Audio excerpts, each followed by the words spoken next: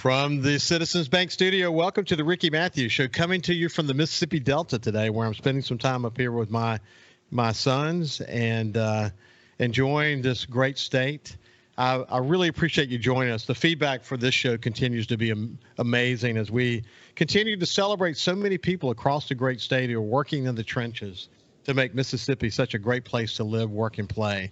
And here we are once again in this time between Christmas and New Year's when people are coming together with family and reflecting on the past year and looking forward to the year ahead. It's really amazing, really. You think about how fast 2023 went by. Time is flying by. My wife Ann and I were talking the other day that it's you blink and we're going up to get the Christmas decorations again. It seems like we just put them up there, but I guess that's something that happens as you get older. Listen, from time to time we'll have conversations about topics. We'll have conversations about efforts that people are taking in the community, specifically to build a better nonprofit effort, or just a wide range of guests. And I'm really thrilled about my guest today. Her name is Lauren Lesab Shepard. Her father actually used to work with me at the Sun Herald, and someone I really, really enjoyed working with, and I've watched Lauren grow up. And Lauren is a person who's gone on to write an incredibly important book. We'll talk more about that in a minute. Her work has been featured in the Washington Post and Time Magazine and NPR and Politico, The Nation, and many others. And you'll understand why here in just a minute. But we'll get to her book, which is called The Resistance from the Right, Conservatives and the Campus Wars. You can only appreciate how timely her book is. But we're going to actually tell Lauren's story and talk about how she actually got into that. So without any further ado, let me welcome Lauren Shepard to the Ricky Matthews Show. How you doing, Lauren? Thank you. I'm doing great. How are you? I'm doing really, really good. So, yeah, your dad and I used to work together, and I watched you grow up. So it's amazing that here we are. Now you're a Ph.D. and writing important books. It's amazing how time flies, but it's a real pleasure to have you on my show. Thank you. Thank you. Yeah, it's good to be here. Okay, so Lauren, where did you grow up? You grew up in Long Beach? Yes. Yeah. Native of Long Beach. Went to Harper McCon Elementary School, Long Beach Middle School, Long Beach High School, graduated in 2007. Lifelong Coast resident. Well, how did you, okay, so it's interesting. How did you picked, you're a historian of higher education, and you're also an instructor at University of New Orleans, but how did you decide that you wanted to get into education? Well, I started off as a K-12 teacher. So I taught middle school at Pass Christian Middle for a few years, and then I taught at Gulfport High School for a long time. I also taught at Mississippi Gulf Coast Community College in between. And my mom is a teacher. Aunts are teachers. I mean, education is like a family family calling, I guess. But yeah, I mean, I just got my bachelor's degree, planning to be a K-12 teacher, and then decided to go for my master's, and then realized, oh my gosh, I actually love the college campus so much. I want to be here, and I want to teach here. I want to research, and so that led to the PhD, and now where I'm at the University of New Orleans. That's a great ride.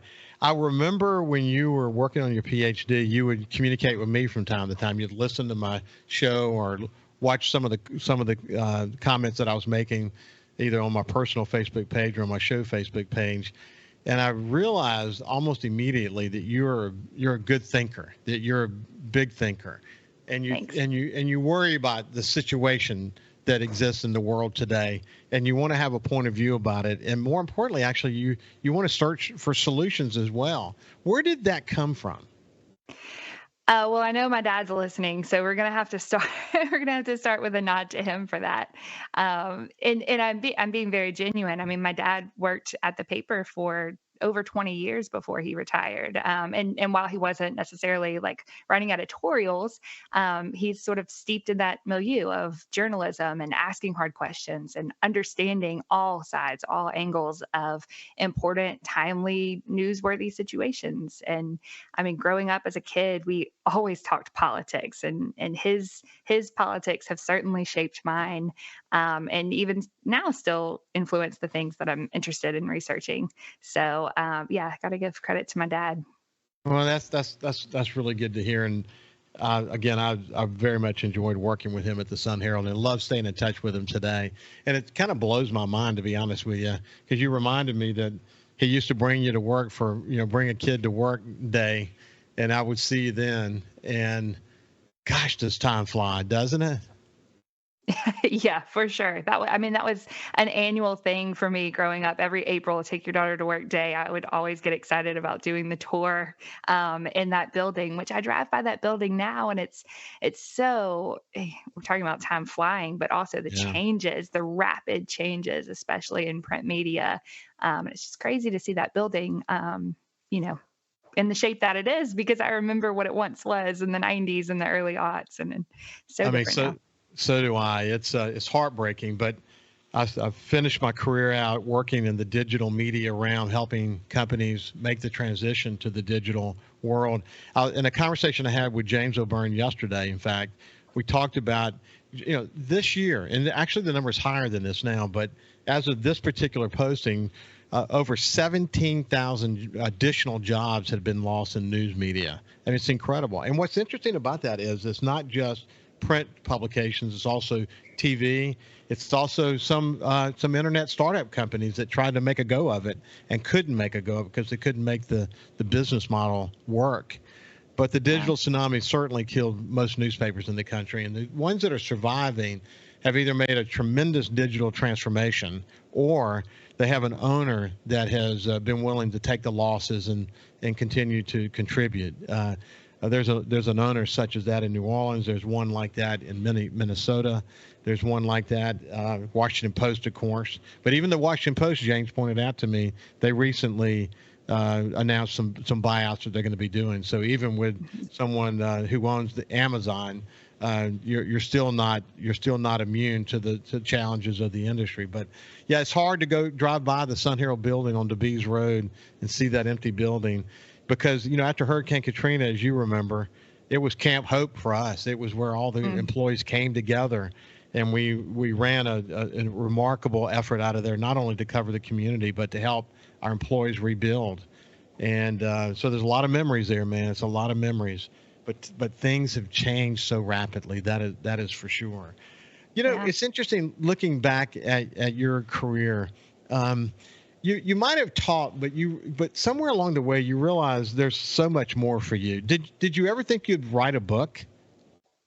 No, I don't think so. Maybe as a kid, I used to write as a kid. Like I always kept a diary or a journal. And like for writing projects in class, I always really enjoyed that. And I always got like high marks in college on writing assignments, but I don't think I ever thought that I would write an academic, like nonfiction history textbook almost. I mean, it's definitely readable for any of your listeners who are interested. It's not going to be over your head. It's accessible. But no, to answer your question, I didn't think that I would do this, and I'd love to write another one. Well, I'm confident you will. I'm very confident you will. But resistance from the right, conservatives, and the campus wars. Did you ever imagine that it would become so relevant now? No, no. When I started, so what's now the book was first my dissertation, and before that, it was just a paper in a history of higher ed course, and I was writing it in 2015 or 2016, so it was right around the election, and that's kind of what steeped my curiosity and made me go into writing this. But yeah, it just started as a paper, and then things took off, and now I think it's the foundation of my professional career. I mean, it's still a research interest I have, and I want to keep reading about, writing about for the foreseeable future anyway.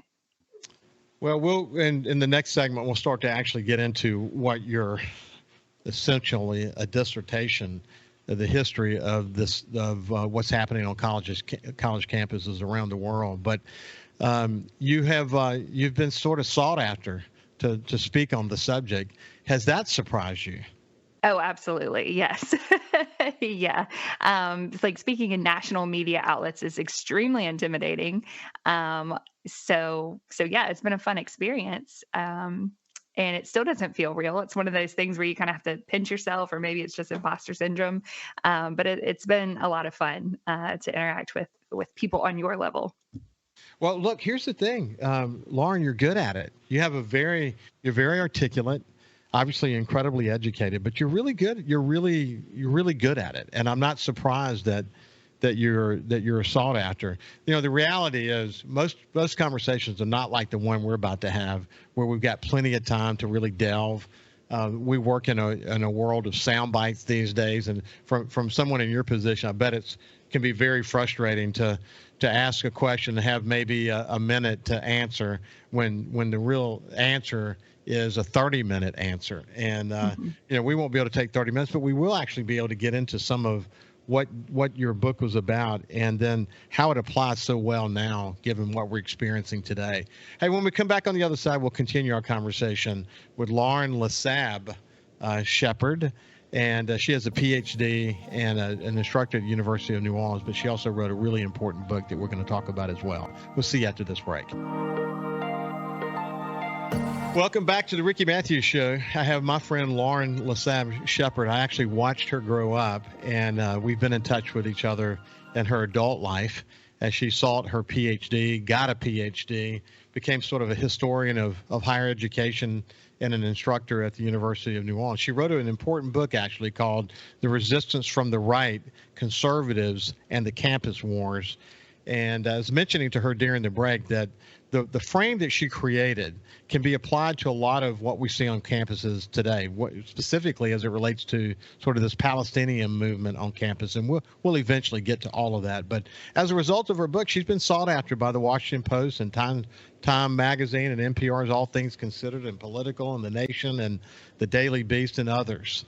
And I'm not surprised, because she's extraordinarily articulate. She's representing coastal Mississippi well, and her wearing the hat of being sort of someone who's going to represent Mississippi in a positive way. I love that part of her. And I should also mention, in spite of all her research and writing, she teaches Pilates and practices yoga, which we could probably do a whole show on that, given that this is we're entering the new year and people trying to make healthy living sort of what they do. But I might also add, you have 5 French bulldogs that you live with your husband. So you have your work cut out for you, Lauren.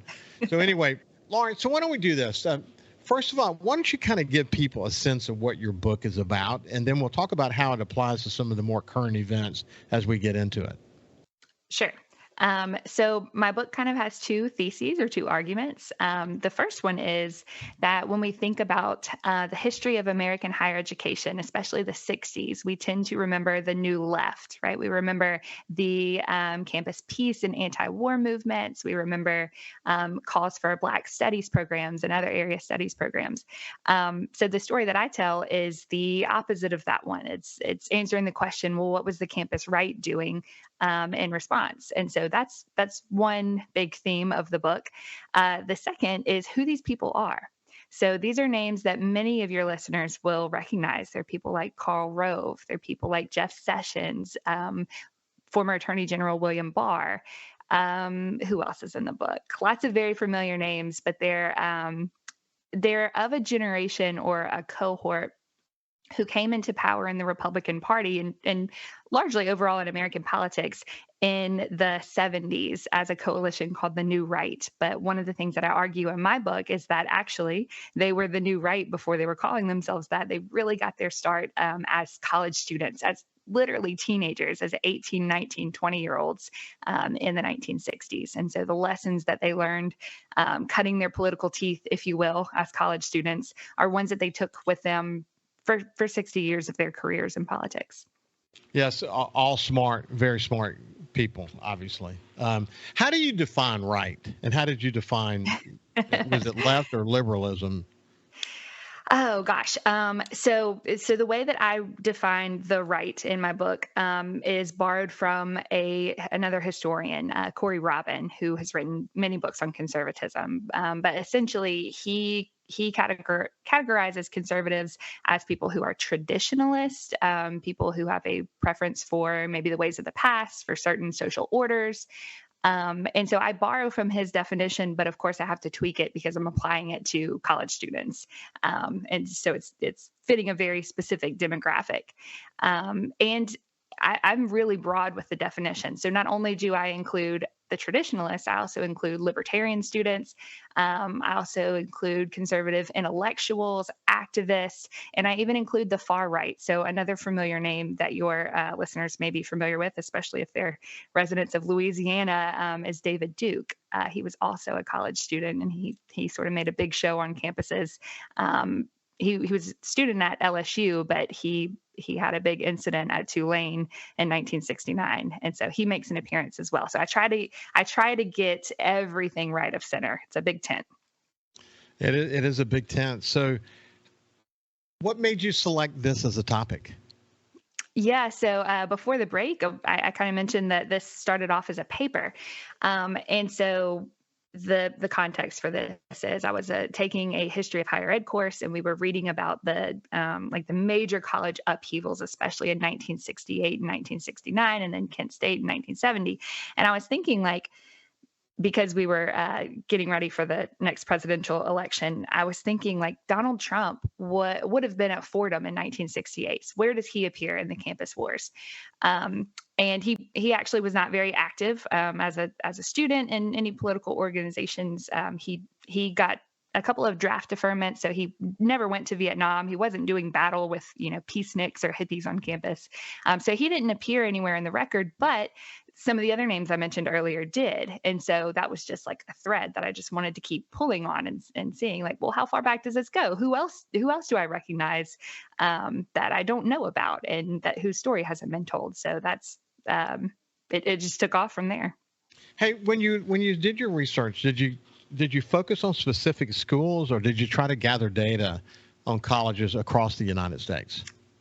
Yeah. So, in terms of the campus archives that I was looking at, it was really easy for me to get local stuff. So I was able to look in archives at Southern Miss and Mississippi State, at Ole Miss, campuses in Alabama and Louisiana, all within driving distance. So those were easy.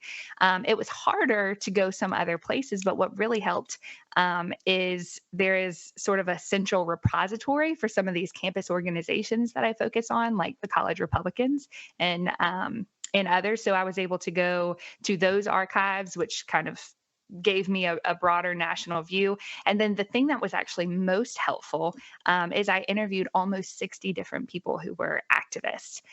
So I was able to get in contact with a very important alumnus of Young Americans for Freedom, and also of the Intercollegiate Studies Institute. And they were willing to give recommendations. And then every person I interviewed said, well, hey, why don't you talk to my buddy so-and-so? And so it just kind of blossomed. And those oral interviews were really helpful for making sense of the things that I was seeing in the archives and, of newspaper reports I was reading. And so the sources for this project are pretty vast, not to toot my own horn, but I felt like I needed to get a big, complete picture. So if you pay attention to current events, and we won't get into specific current events yet, but if you pay attention to current events, most people would conclude that conservatives on any campus are in the minority in a big way. Has it always been that way? No, absolutely not. And it depends on, again, what your definition of conservatism is and what time period we're operating in. So one thing that I should clarify, and here's one of those 30-minute answers that we talked about earlier. One thing I should clarify is this definition of conservatism really applies to the post-war era. So everything after 1945. If you look back earlier in time, I mean, college history in the U.S. goes back to 1632. The very first institution is Harvard. It's 150 years older than our nation is. So, definitions change, but I mean, certainly you could find maybe at the University of Virginia, for example, students in literary societies debating, the pros and cons of slavery. And that, of course, won't fit into our modern model. But I mean, generally, the history of American higher ed has been one that is steeped in religion. That's actually how our institutions were started, as they were meant to be training schools for the clergy. And so in that sense, they've always been very traditionalist and conservative, if we can apply that framework, that far back. So does it also include, your book also include sort of an assessment of professors and instructors and which way they lean and how much that has changed over time? So I talk about it. It's not really the focus, but I mean, it's kind of, it appears throughout. That is actually the subject of what I think will be my next book, is faculty conservatism, especially since the 1960s. But yeah, I mean, the faculty, it depends. It's hard to make a blanket statement, and you really can't even do that now, to say faculty are very liberal or faculty are very leftist, because there's so much variation between departments. In a humanities department, for example, in an English or history or some other social science kind of area, yeah, it's, of course, more professors are going to be more liberal, even leftist, so far from liberal. But that's not the case in the business school, and that's not the case in the medical school, and that's not always the case in the law school either. So, and it's certainly not the case of administrators or boards of trustees. So it's a hard question to answer, because it doesn't have a direct, easy, simplified yes or no. Yeah, it's interesting. Okay, let's go back to the name. Resistance from the Right, Conservatives and the Campus Wars. When you set out to write the book, did you understand at the time, or did it develop into sort of a sub-narrative to this, the whole notion around culture wars and what we're experiencing today? Yes. Although, so in the book, I was really focused on the 1960s specifically. So our modern term culture wars wouldn't have any cachet back then. But I mean, that was definitely in the forefront of my mind, and that's what I was kind of trying to look for, is like, what are the roots of this? Yeah. So yeah. So it's so interesting. We'll continue to sort of delve into this book that coastal Mississippi resident, Lauren LeSabre Shepard wrote. She's a Ph.D., an instructor at University of New Orleans, and a historian of higher education. We'll continue to sort of explore her book and then begin to sort of apply the frame she created to some of the current events that we're facing today. We'll see you after this. Welcome back to the Ricky Matthews Show from the Citizens Bank studio. I have my friend Lauren LeSabre. I have to say that because her dad and I used to work closely together at the Sun Herald. Shepard. She haven't been married too long, and she's enjoying life with 5 French bulldogs, which I find fascinating. Do they get along, Lauren? Mostly they're all boys, and then we rescued a girl, and everyone's fixed. And but yeah, I mean, sometimes they want to tussle. Ooh, I can only imagine. Lauren is a historian of higher education and an instructor at the University of New Orleans, and she wrote a book. I wonder if when you wrote this book, you had any idea that it would have so many applications to current events. But the book is called Resistance from the Right, Conservatives and the Campus Wars.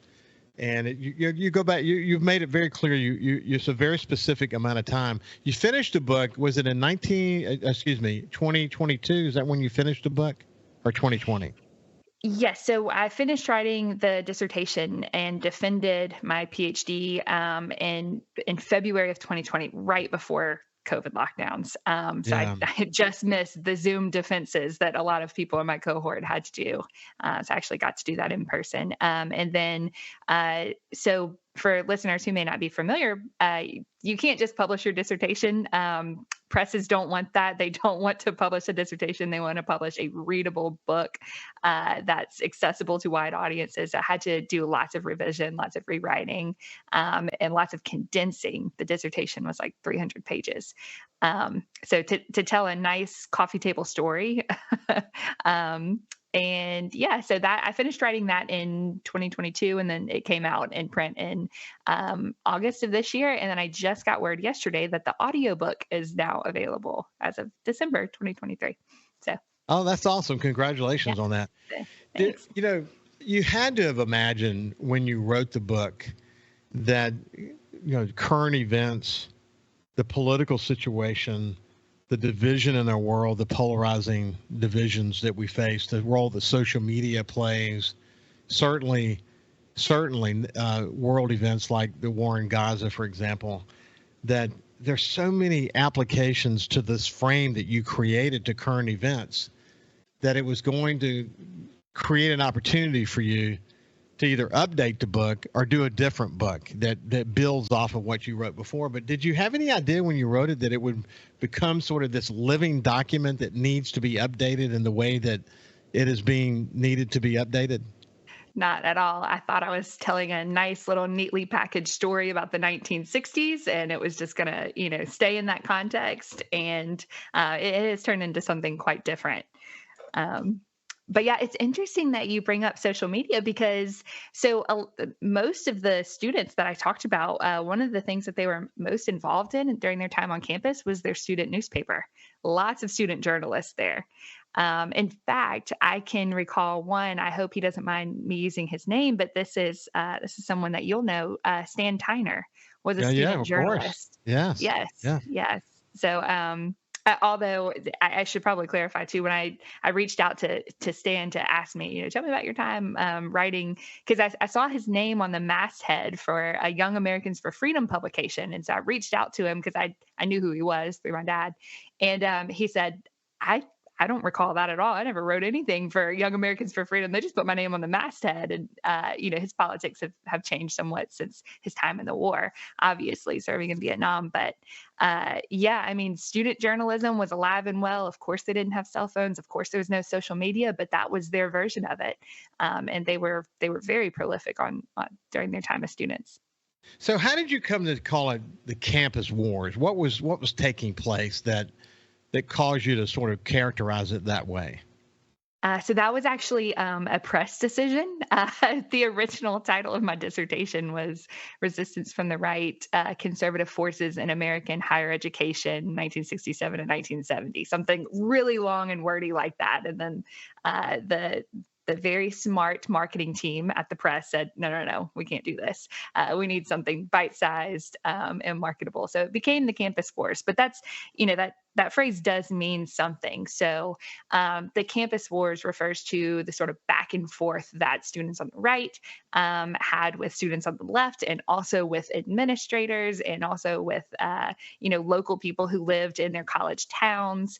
And yeah, I mean, the campus was really an embattled place. I'm not sure that people, I mean, your listeners who maybe were alive back then would know this, but I don't think my generation really understands like the tremendous upheaval that was taking place, especially because of the Vietnam War and because of the draft.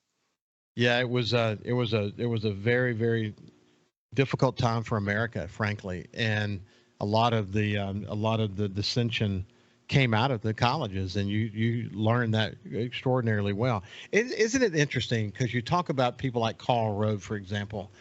You think about how those men were shaped, and women. I don't know how many women you interviewed for your book, but you There's think about some. how they were shaped. Say it again. There's some. Yeah, how they were There is. shaped, and then subsequently the role they played in helping sort of define the Republican Party as we know it today. They had a transformational role, didn't they? For sure. So another one of the things that I talk about in the book is people like Karl Rove were mentored very directly by elders in the GOP. And of course, I should also clarify, in the 1960s, conservatives were not neatly tucked into the Republican Party the way that they are today. That transformation, the conservative capture of the Republican Party, had not taken place and would not for another 20 years. So at this time, I mean, they had mentors, Strom Thurmond, who was a Democrat, others, bipartisan, right? So across both parties. But yeah, Karl Rove was a student at the University of Utah in 1969. He actually didn't finish his degree because he had become so successful in the college Republicans that he was immediately offered a job before graduating to move to DC and be I don't want to call him a lobbyist. That's not what his title was, but to be like an active member in the RNC itself. So yeah, their college pastimes really turned into long careers for a lot of the people that I talked to. And what about Haley Barbour? Did his name arise during this conversation? No, I actually don't know. Maybe you know. Maybe you can tell me. But he doesn't have a space in the book. Yeah, I don't think. what I think about though, I think about how influenced he was by Ronald Reagan, and Mm, how I'm sure Ronald Reagan played a role in so many of these people's lives in terms of how they viewed conservatism and the role they wanted to play in leadership.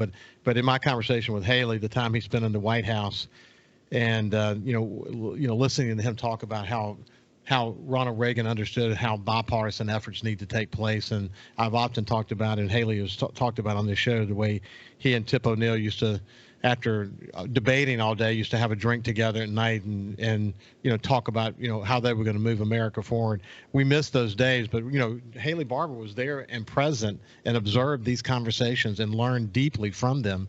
And yeah. he carried that throughout his career. He still carries it with him today. When you mentioned him at first, my first suspicion was he might be too young to have been in college in the 60s, but I just Googled him and no, he Yeah. received his JD from Ole Miss Law School in 1972. So he definitely would have been Yeah. an undergrad during those years.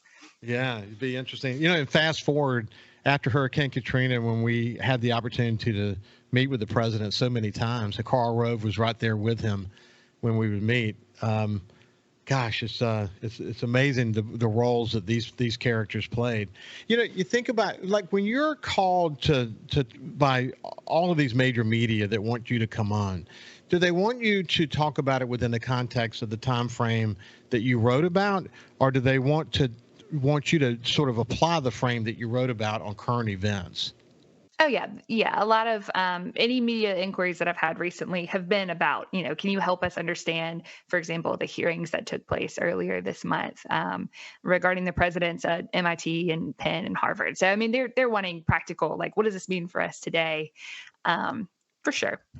Well, how do you view? Okay, so these presidents, these college presidents, in that hearing said what they said, and the backlash has been tremendous. How do you view that? How do you view what they said, and how do you view the backlash? Are you surprised by it? Talk about what have you said to these major media outlets about your view about it? Yeah, well, I'm not at all surprised by the backlash. I should start with that. The other thing is, I would encourage anyone to listen to the full hearing. I mean, look at Representative Fox and Representative Stefanik's full statements and full lines of questioning, and also look at all three of the presidents and how they responded, because the sound bites are absolutely terrible. We should hope that if a president were asked, how do you feel about calls for genocide on your campus, they would not equivocate. I mean, that's we don't. That's not a good thing, right? But these women are trained to speak in legalese and give, very, very careful answers so that they can't be put in a box. And all that's actually exactly what happened to them, ironically. So let's do this. So when we get on the other side for the final segment, we'll talk about what happened and what your view about it is. We'll see you after this with my friend Lauren Shepard, a Ph.D. and a historian on higher education. We'll see you after this. Welcome back to the Ricky Matthews Show from the Citizens Bank studio. And, I tell you, when I worked at the Sun Herald, I had the opportunity to work with a lot of amazing people. One of my favorite was a guy named Ron Lasab, Lauren's father. And now Lauren is, she used to come with her dad on Bring a Daughter to Career Day or whatever we called it. And I met her many times along the way. And, at company picnics and the way you see families. And, it's been fun watching her grow up and then go on to get her Ph.D. and to write a really important book called Resistance from the Right, Conservatives and the Campus Wars. And because she wrote such an important frame about what's happening on college campuses, my sense is there'll be a follow-up book and maybe another and another before it's all said and done. The Washington Post and Time Magazine and NPR and Politico and many others have wanted to get her point of view. When we went to break, though, we were talking about the recent sort of a backlash that occurred when university presidents, three in particular, spoke at a Senate hearing. And the backlash has been tremendous. Actually, it was not a Senate hearing; it was a House of Representatives hearing, wasn't it? It was a House hearing. Yeah. Yeah, yeah.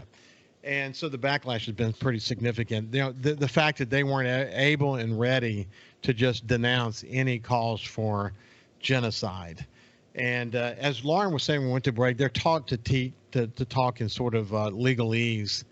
But anyway, they got themselves in a pickle. One has lost her job. Why don't you pick it up from there? Yeah, I mean, I think the most important thing to understand is that people, so on a college campus, you have freedom of speech, right? The same way that you would anywhere else that you travel in this country. Your First Amendment follows you. But on campuses, especially in times of upheaval, presidents have been conditioned to let students just express themselves, and maybe traditional rules of decorum or student conduct codes are sort of suspended temporarily, and you let students, especially in places like free speech zones, which the three institutions are private. I believe Harvard for sure is private. I'm not sure if Penn and MIT are. But on public campuses, there's a free speech zone. Every single one has it. And that's actually a legacy of the 1960s. It's a legacy of Kent State, specifically 1970. So, I mean, they're allowing students to express themselves and whatever opinions they may have, developing opinions. Let's keep in mind that these are college students, developing opinions. And the other thing to remember is that the representatives that were, if I can use the word, grilling these administrators also have political ambitions of their own, right? And the questions are kind of designed to trap them in the box that the administrators were trying not to be put into, and they completely fell for it. So to be very specific, what I'm talking about here is calls for genocide. It hasn't been well documented that a lot of students have been calling for that, right? That students have specifically said, we want Jewish people annihilated on this campus or in this country or in Israel or whatever. There's not really much evidence that ever occurred, but the line of questioning was hypothetical, and the answers, again, I should reiterate, were just awful. But they fell into the trap that was laid for them. Well, and so again, one lost her job. Others are still under a tremendous amount of pressure. It's interesting because there's a political aspect to it. There's also this growing concern about anti-Semitism around the country. And then on top of that, this whole notion of, could anyone actually be for genocide? I mean, can anyone actually be for that? And the point you made to me, I think you actually made it when we were talking off the air, and that is that young people at college campuses, that's one of the reasons they're there. They're there to develop their thinking around things. Yeah, oftentimes they're easily convinced of a particular point of view when they haven't really done their own homework. And I talk about this all the time as it relates to media and social media in particular, that too many people wake up to be told what to think as opposed to doing their own thinking. And you would think that in a college setting that the thoughts around genocide would develop pretty rapidly. But I understood what they were trying to say. But in that political context, given sort of what was, what too many in that region of the world would like to happen in Israel, there was almost like no middle ground in terms of an answer. Well, that wouldn't make the news, would it? No, it wouldn't. You're exactly right. So it's interesting though, because you wrote a book about conservatives and campus wars, but your concern about what was happening to these presidents was that they were also they gave bad answers, but they were also being taken out of context, and that was concerning to you, wasn't it? Oh yeah, absolutely. I mean, so again, I would encourage anyone to watch the full hearings, right? Look at the questions being asked and the way that they were, the way that the presidents answered, because that will probably change people's opinions if all they've seen are isolated sound bites or sound bites being used to push a certain agenda or tell a certain story. Yeah, we live in a tough world. We live in a soundbite world. That's one of the reasons why I enjoy doing this show, because it can be longer form and we can get to know more about what someone's thinking. And your book will contribute to a lot of conversations, and subsequent books are going to continue to contribute. And as you continue to learn and grow and write, I can't wait to have you back and talk to you more. But it's been a pleasure to spend some time with you, Lauren.